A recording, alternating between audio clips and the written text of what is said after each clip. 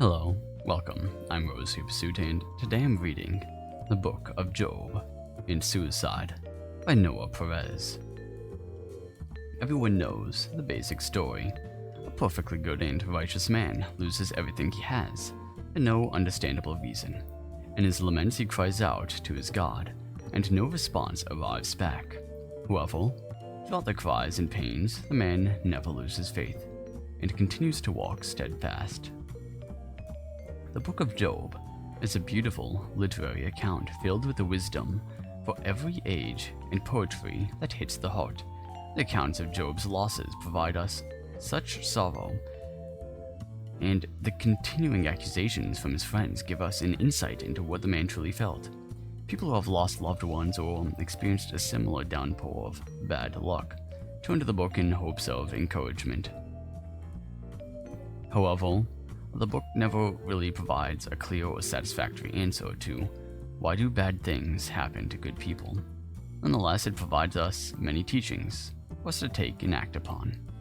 One of them being the main focus of today's article, suicide amidst suffering, and how Job's devotion to God and his knowledge of his Creator kept him from even considering suicide. I believe it is important for us to notice that never once in all of the books of Job does the main character consider suicide. For most of my sources, I will be using the Book of Job, New International Commentary on the Old Testament by John E. Hartley. If otherwise specified, the page numbers refer to this book, as well NIV translation.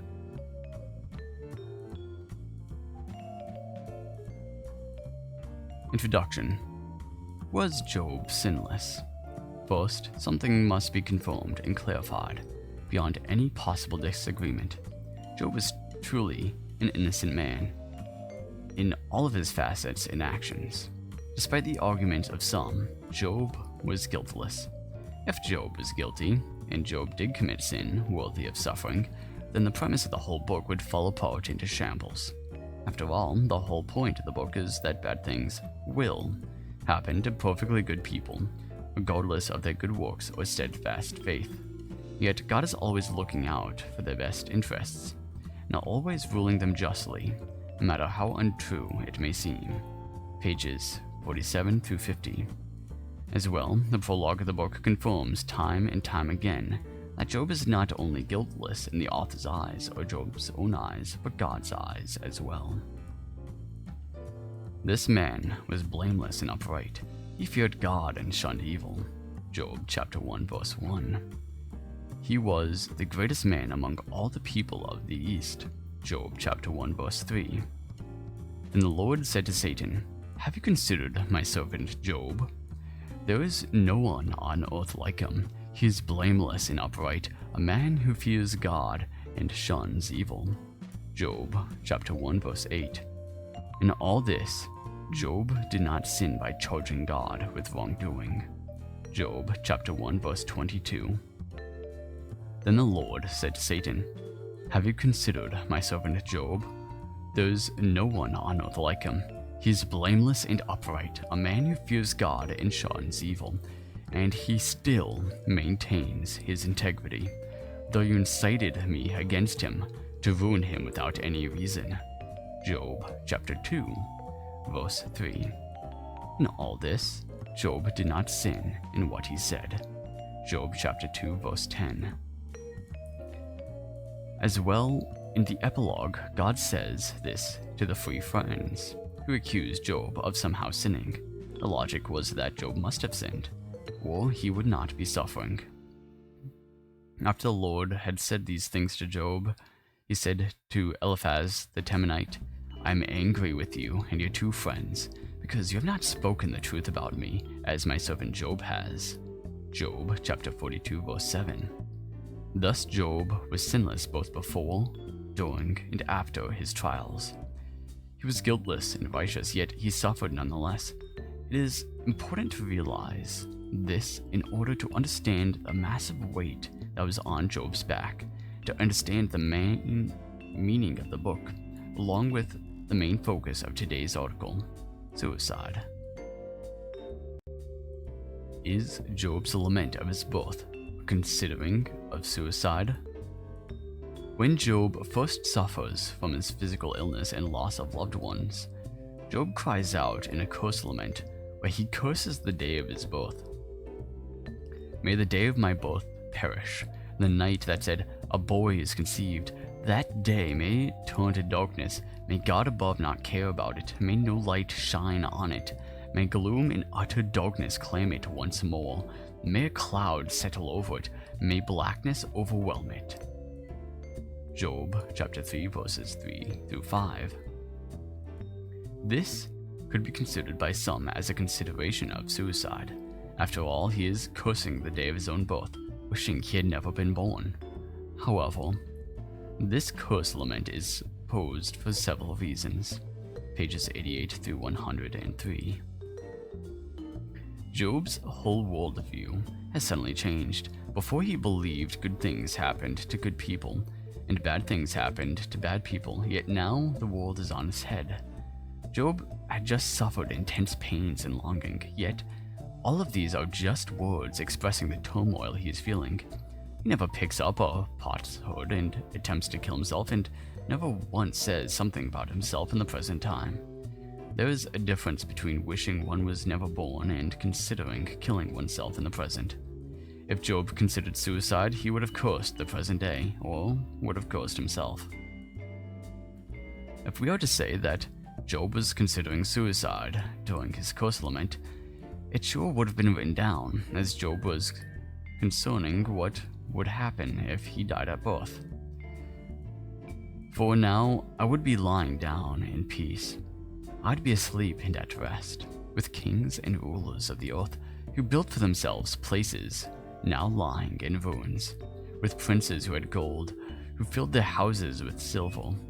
Job chapter 3 verses 13 through 15. Why then does Job not say something along these lines? I should finish it now, so then I can be asleep and at rest. Job does not consider suicide. If he did, it would be much clearer. Job was not suicidal. He was lamenting over everything he had lost: children, property, health, and seemingly God's grace. Job was considering what would happen if he had never been born. If he never had to suffer through everything he had, if he still knew for sure that God was with him, yet he never considers suicide to end it all. He never believes that he should kill himself in order to spite God or shorten his sufferings. Job's brief requests for death. Job, however, does wish for the sweet release of death to come to him at the present moment, twice in the overall narrative. Oh, that I might have my request, that God would grant what I hope for, that God would be willing to crush me, to let loose his hand and cut off my life. Job chapter 6 verses 8 and 9. So that I prefer strangling in death rather than this body of mine. Job chapter 7 verse 15. Notice, however, two things.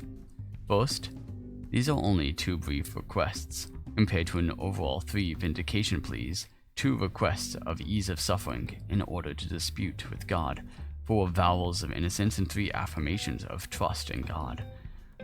These 2 small requests would be passion wishes of any person suffering through what Job went through, but just as quickly as they would be said, they would be forgotten.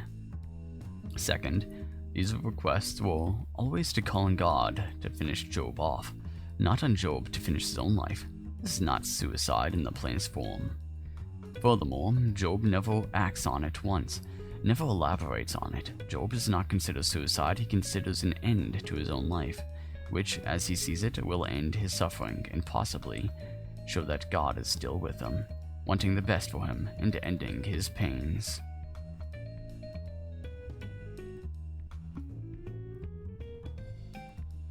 Hebrew hope and Egyptian despair. An Egyptian text, Third Millenium B.C., of the name A Dispute Over Suicide, has a hero and conclusion which are both complete opposites of the story of Job. In the story, the hero, weary and tired with the pains of life, desires to commit suicide, yet worries about whether or not his soul will accompany him to the afterlife. The story transforms into discussions between the hero and his soul, with the soul wanting to keep the hero alive and the hero wanting to throw himself into a pit of fire. The hero, like Job, appeals to his gods, and in the end, the soul agrees to go with the hero to death. As seen above in the 2, and possibly 3 if one includes the curse element, request for death, Job never succumbs to his desires and never once contemplates suicide in its truest form. No. Instead, his faith, which will be discussed below, kept him from making such a choice. Pages 6 through 11. Some excerpts from the Egyptian text. The hero to the soul. This is too much for me today. Let my soul no longer talks with me. It is like abandoning me. Let not my soul go away. It should wait for me because, behold, my soul wrongs me, but I do not listen to it. Dragging myself towards death before I come to it and casting myself upon the fire to burn myself up. Death is in my sight today, like the recovery of a sick man, like going out into the open after a confinement.